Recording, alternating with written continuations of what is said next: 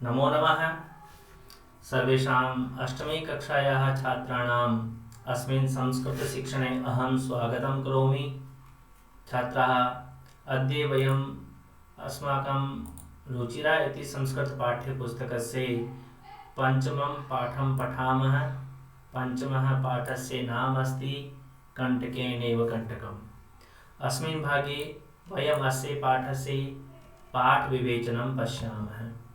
छात्राः, कण्टकेनैव कण्टकम् इति एका कथा अस्ति। यस्याः कथायाः अर्थः भवति अस्माभिः शठे शाठ्यं समाचरेत्। कण्टकस्य उद्धरणं केवलं कण्टकेनैव सम्भवति इति अत्र वर्णितम् अस्ति। कण्टकेनैव, यहाँ पर दो पद हैं, कण्टकेन एव। कण्टकेन अर्थात कांटे से ही, कण्टकम अर्थात कांटे को निकाला जा सकता है। सर्वप्रथमं वयम् अस्य पाठस्य परिचयं पश्यामः। इयं कथा एका पंचतंत्र आधारिता लोककथा अस्ति। अस्यां कथायां वर्णितम् अस्ति यत् चातुर्येण प्रत्युत्पन्नमतित्वेन च मानवः संकटात् मुक्तो भवितुं शक्नोति। जैसे पंचतंत्र है पंडित विष्णु शर्मा का, उसी पंचतंत्र की शैली पर लिखी हुई यह एक लोक कथा है। और इस कथा में यह वर्णन किया गया है कि चतुराई से और प्रत्युत्पन्न मति से मानव किसी भी संकट से मुक्त हो सकता है। चतुराई तो आप सभी समझते ही हैं। प्रत्युत्पन्न मति एक शब्द है जिसका अर्थ होता है समस्या आने पर तुरंत प्रभाव से हम जो निर्णय लेते हैं वह निर्णय हमारा प्रत्युत्पन्न मति से लिया जाता है। अर्थात ऑन द स्पॉट जो हम डिसीजन करते हैं वह होती है प्रत्युत्पन्न मति। यदि मनुष्य को तुरंत उसी समय डिसीजन करने की या निर्णय लेने की शक्ति मनुष्य के पास होती है और वो सही निर्णय लेता है तो वह किसी भी संकट से मुक्त हो सकता है। ये इस कहानी में बताया गया है। यहाँ पर हम देखते हैं कि एक चंचल नाम का शिकारी होता है। उसके जाल में एक शेर या एक व्याघ्र फंस जाता है। वह चंचल बहुत दयालु स्वभाव का होता है। सिंह की प्रार्थना पर वह उसको उस जाल से बाहर निकाल देता है। सिंह उससे ये वचन देता है कि वह उसे कभी हानि नहीं पहुंचाएगा। परंतु जैसे ही शेर बाहर आता है वह उस चंचल के साथ दुर्व्यवहार करता है और उसे कहता है कि भूख लगी है, मैं तुम्हें खाऊंगा। चंचल उस शेर से ये पूछता है कि मैंने तो तुम्हारे साथ एक अच्छा व्यवहार किया था और तुमने झूठ बोला कि मैं तुम्हें कोई हानि नहीं पहुंचाऊंगा। अब तुम ये कह रहे हो कि मैं तुम्हें खाऊंगा। व्याघ्र ने कहा, तुम किसी से भी जाकर ये पूछ लो, संसार में ऐसा ही होता है, सभी लोग अपना स्वार्थ पूरा करते हैं। चंचल नदी की जल के पास जाकर के पूछता है तो नदी भी उसको यही बोलती है कि लोग मेरे जल में स्नान करते हैं, वस्त्र धोते हैं और बाद में मुझे क्या मिलता है, वे गंदगी छोड़ करके चले जाते हैं। जब चंचल पेड़ से पूछता है तो पेड़ भी यही कहता है कि लोग हमारी छाया में विश्राम करते हैं, फल खाते हैं और बदले में हमें क्या देते हैं, कुल्हाड़ी से हमारे ऊपर प्रहार करके जगह जगह हमारे घाव कर देते हैं। संसार में सभी लोग अपना स्वार्थ ही चाहते हैं। इस प्रकार से चंचल दुखी हो जाता है। पास में ही एक लोमड़ी होती है, वह चंचल की सारी बातें सुन रही थी। वह चंचल के पास आकर के बोली, क्या हुआ, मुझे भी तो बताओ। वह लोमशिका ने जब चंचल की पूरी बात सुनी तो व्याघ्र से लोमशिका बोली, मुझे तो विश्वास ही नहीं हो रहा है कि तुम इस जाल में कैसे फंस गए थे। मैं साक्षात अपनी आंखों से ये देखना चाहती हूँ कि तुम इस जाल में कैसे फंसे। वह मूर्ख व्याघ्र उस घटना को प्रदर्शित करने के लिए वापस उस जाल में प्रवेश कर गया और फिर उस लोमशिका ने कहा कि अब तुम इसमें मुझे बार बार कूद करके दिखाओ, बार बार जो है जिस प्रकार तुम पहले कूदन कर रहे थे वैसे करके दिखाओ। बार बार कूदने से वह व्याघ्र थक जाता है और थक करके वही निस्सहाय होकर भूमि पर गिरता है और क्षमा याचना और दया की याचना करता है।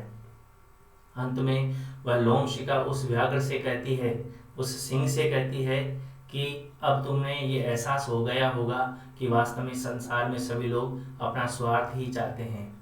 इस प्रकार से ये कहानी हमें ये सिखाती है कि कोई भी संकट आने पे हमें घबराना नहीं चाहिए, अपितु उस संकट का सामना करने के लिए कोई न कोई उपाय सोचना चाहिए। साथ ही ये कहानी हमें ये भी सिखाती है कि जो आपके साथ जैसा व्यवहार करे आप उसको वैसा ही साथ उसके व्यवहार करके उससे सबक सिखा सकते हो। अनया कथया एका अन्यापि शिक्षा मिलती सठे शाठ्यम समाचरेत। यद्यपि ये उचित नहीं है कि एक हिंदी में भी कहावत आती है, कीचड़ से कीचड़ को नहीं धोया जा सकता है, इसकी ही बिल्कुल विपरीत कहावत है, सटे साटेम समाचरित। लेकिन जब तक दुष्ट को दुष्ट की भाषा में नहीं सिखाया जाए तब तक उसे अच्छे से समझ में नहीं आता है। यही कहानी में सिखाती है। आइए हम पाठ आरंभ करते हैं। पंचमः पाठः कंटकेनैव कंटकम्। आसीत् कश्चित् चञ्चलो नाम व्याधः पक्षी मृगादीनां ग्रहणेन सह स्वीयां जीविकां निर्वाहयति स्म। एकदा सः वने जालं विस्तीर्य गृहम् आगतवान्। अन्यस्मिन् दिवसे प्रातःकाले यदा चञ्चलः वनं गतवान् तदा स दृष्टवान् यत् तेन विस्तारिते जाले दौर्भाग्यात् एकः व्याघ्रः बद्धः आसीत्। सः चिन्तयत् व्याघ्रः मां खादिष्यति, अतएव पलायनं करणीयम्। व्याघ्रः निवेदयत्, भो मानव, कल्याणं भवतु ते। यदि त्वं मां मोचयिष्यसि तर्हि अहं त्वां न हनिष्यामि। तदा स व्याधः व्याघ्रं जालात् बहिः निरसारयत्। व्याघ्रः क्लान्तः आसीत्। सः अवदत्, भो मानव, पिपासुः अहम्। नद्याः जलमानीये मम पिपासां शमये। व्याघ्रः जलं पीत्वा पुनः व्याधम् अवदत्, शान्ता मे पिपासा, साम्प्रतं बुभुक्षितो अस्मि। इदानीम् अहं त्वां खादिष्यामि।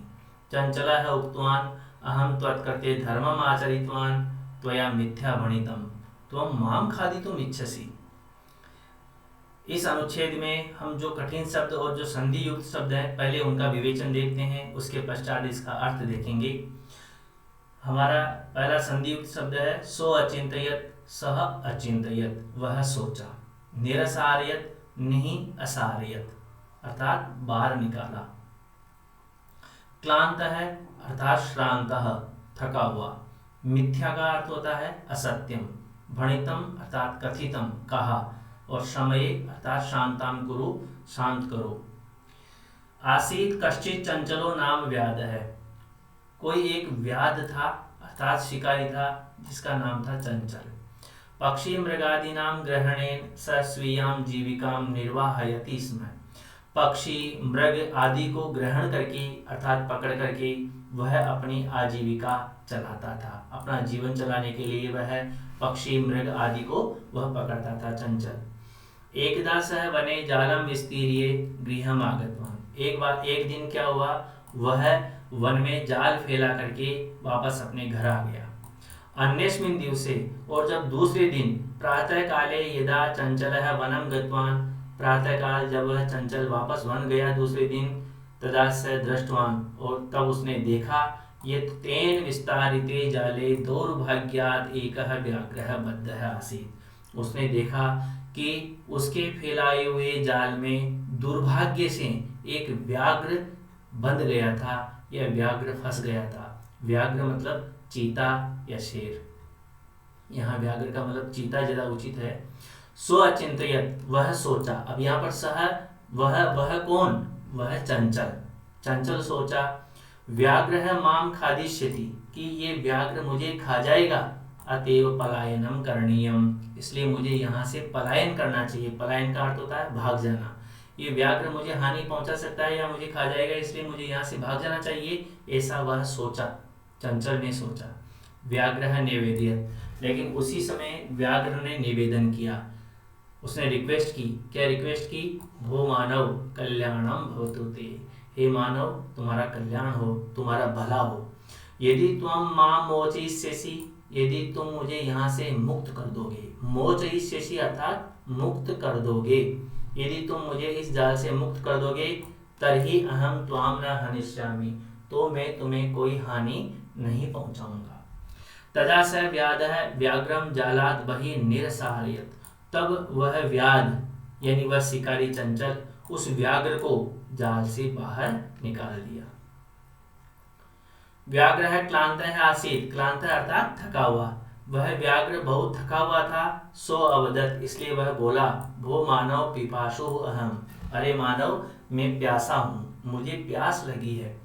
नद्याः जलम आनीये मम पिपासाम शमये, तुम नदी का पानी ला करके, आनीये अर्थात ला करके, तुम नदी का पानी ला करके मेरी प्यास शांत करो या मेरी प्यास बुझाओ। व्याघ्रः जलम पीत्वा पुनः व्याधम आबदत, वह व्याघ्र जल पी करके वापस उस व्याध से यानी चंचल से बोला, मतलब वह चंचल जन नदी के पास गया, पानी भरा, पानी लेकर के उसके लिए आया, पानी पिलाया उसको, उसकी प्यास शांत की, और फिर पानी पीने के बाद वह व्याघ्र फिर बोला, शांता में पिपाशा, अब मेरी प्यास तो शांत हो गई, सांप्रतम बुभुक्षितो अस्मि, बुभुक्षिता अर्थात भूखा, अब मैं भूखा हूँ, इदानीम अहम त्वाम खादिष्यामि, अब मैं तुम्हें खाऊंगा। चंचल है उक्तवान, वह चंचल बोला, अहम त्वत्कृते धर्मम आचरितवान, अरे मैंने तुम्हारे लिए धर्म का आचरण किया, धर्म मतलब अच्छा व्यवहार किया, मैंने तुम्हारे साथ अच्छा व्यवहार किया, परंतु त्वया मिथ्या वणितम, लेकिन तुमने झूठ बोला। क्या झूठ बोला? वह उसने निवेदन किया था जब वह जाल में था, मैं तुम्हें कोई हानि नहीं पहुंचाऊंगा, ये तुमने झूठ कहा। तो हम माम खादी तुम इच्छसी, तुम तो मुझे ही खाना चाहते हो, अर्थात मैं जो तुम्हारी रक्षा करने वाला या तुम्हारी बचाने वाला हूँ, तुम तो मुझे ही खाना चाहते हो, ये तुमने झूठ कहा था।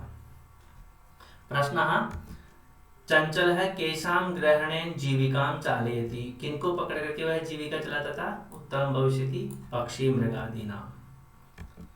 व्याघ्रः कुत्र बद्धः आसीत्? वयं सर्वे जानीमः, अत्र लिखितम् अस्ति जाले।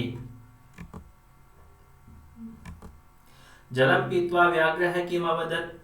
जल पी करके व्याघ्र क्या बोला? यहाँ पर देखिए आप, ये जो अंडरलाइन किया हुआ है, जलम पीत्वा व्याघ्रः अवदत्, व्याघ्रः जलम पीत्वा अवदत्, अवदत् यहाँ पर मा अलग होकर के इसमें से अ निकलेगा, दो शब्द हैं व्याधम अवदत्, तो अवदत् यहाँ से आएगा। शांता में पिपाशा सांप्रतम बुभुक्षितो अस्मि इदानीम अहम त्वाम खादिष्यामि, ये उसने बोला। अग्रे इच्छसि कर्तृपदम किम, यहाँ पर एक इच्छसि क्रिया ही है, उसका कर्तृपद क्या है? इच्छसि क्रिया कहाँ पर आइए देखिए, इच्छसि चंचलः उक्तवान अहम त्वत्कृते धर्मम आचरितवान त्वं माम खादितुम इच्छसि, यहाँ पर आइए इच्छसि क्रिया, तो इसका कर्ता जो है वह त्वम है, त्वम। अगले चलाना है, व्याघ्रः अवदत्, अरे मूर्ख क्षुधार्ताये किमपि अकार्यं न भवति, सर्वः स्वार्थं समीहते। चंचलः नदी जलम अपृच्छत्, नदी जलम अवदत् एवमेव भवति, जनाः मयि स्नानं कुर्वन्ति, वस्त्राणि प्रक्षालयन्ति, तथा च मलमूत्रादिकं विसृज्य निवर्तन्ते, वस्तुतः सर्वः स्वार्थं समीहते।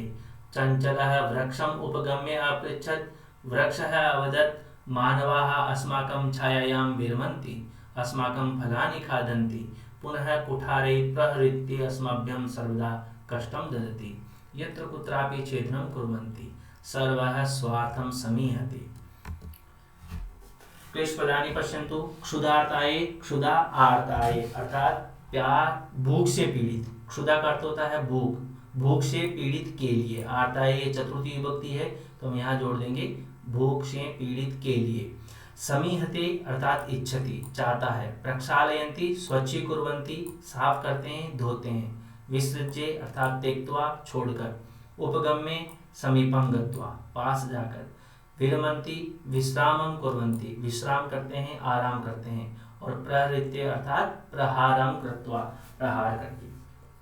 अर्थं पश्यन्तु, व्याघ्रः अवदत्, अरे मूर्ख क्षुधार्ताये किमपि अकार्यं न भवति, अरे मूर्ख जो भूखा होता है उसके लिए कोई भी अकार्य नहीं होता, अकार्य अर्थात नहीं करने योग्य काम कुछ भी नहीं होता है, जो भूखा होता है उसे तो केवल भोजन चाहिए, बाकी उसके लिए क्या करना चाहिए क्या नहीं करना चाहिए कुछ भी नहीं होता है, ऐसा वह व्याघ्र बोला।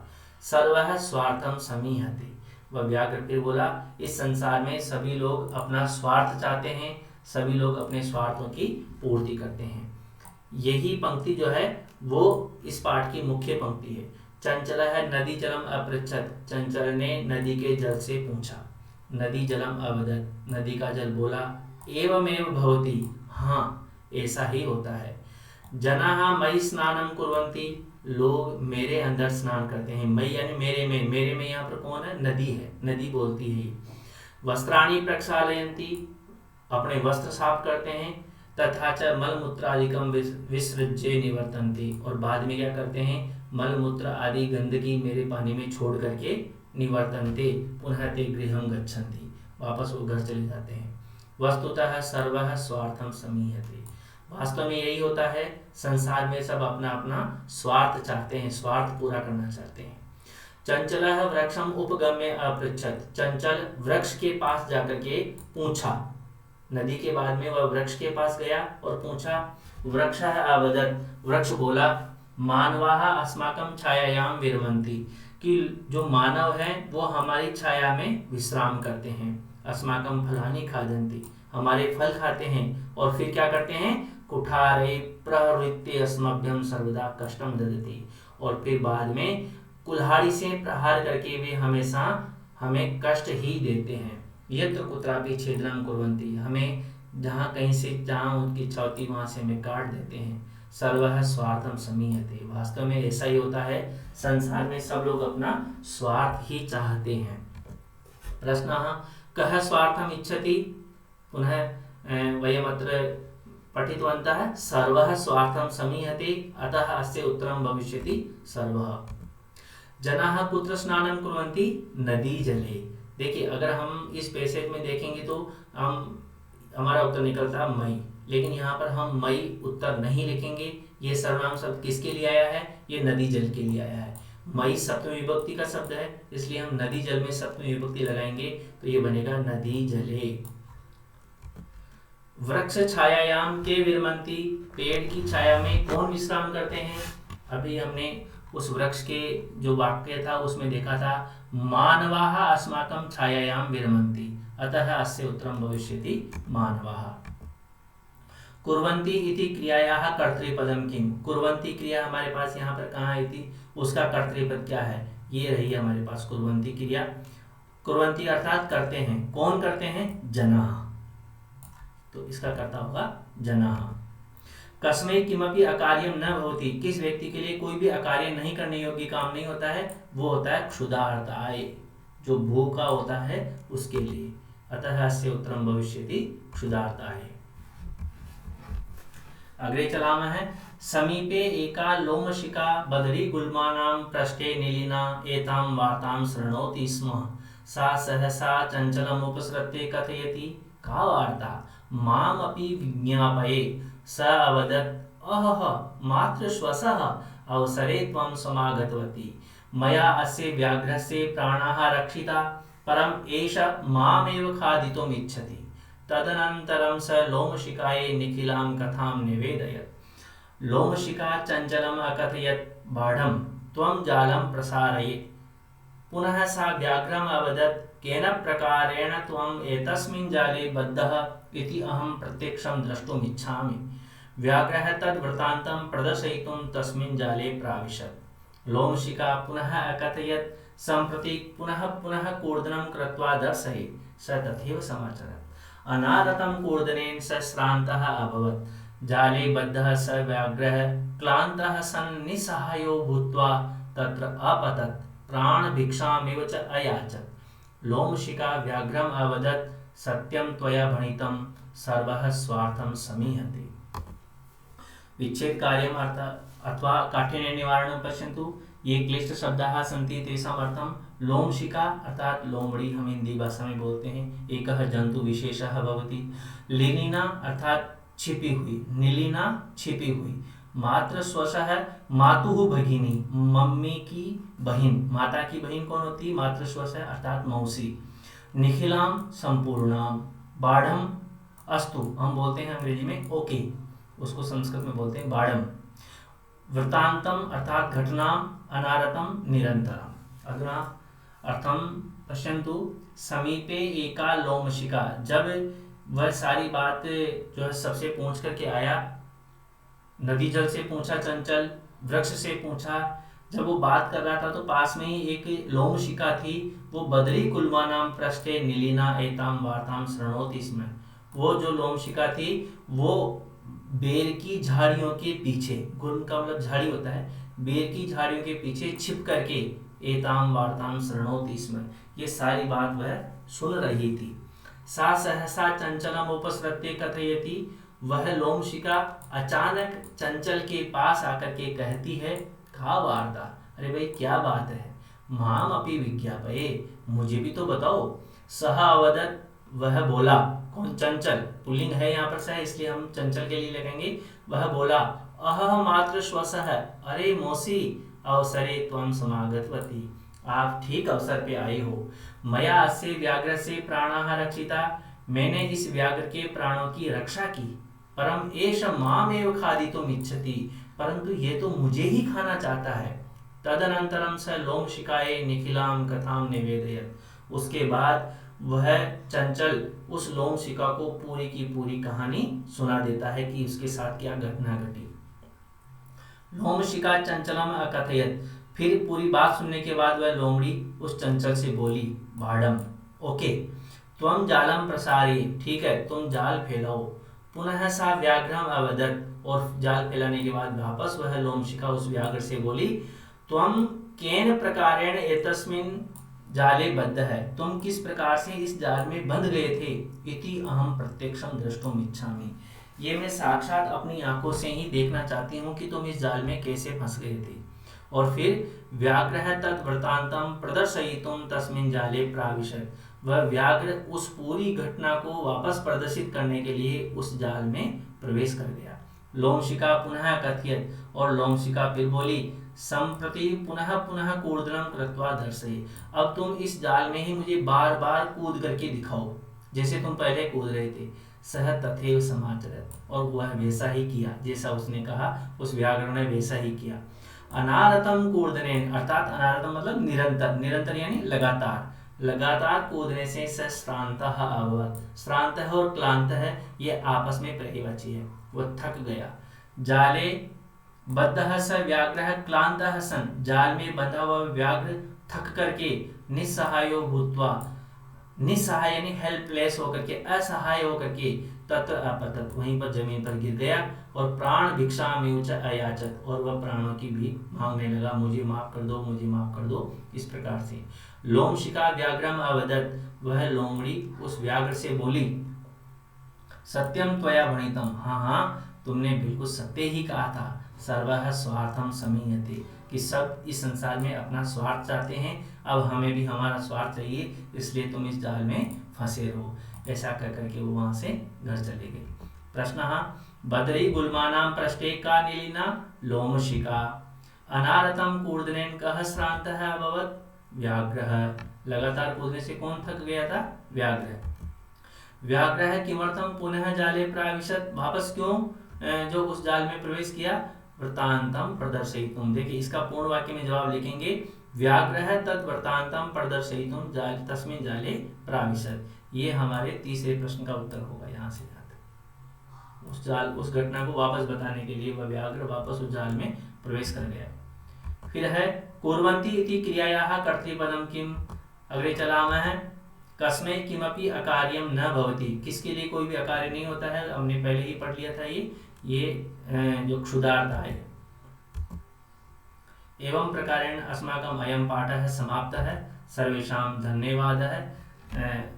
आगामी भागे वयं प्रश्नानाम् उत्तराणि आदाय पुनः उपस्थितः भविष्यामः।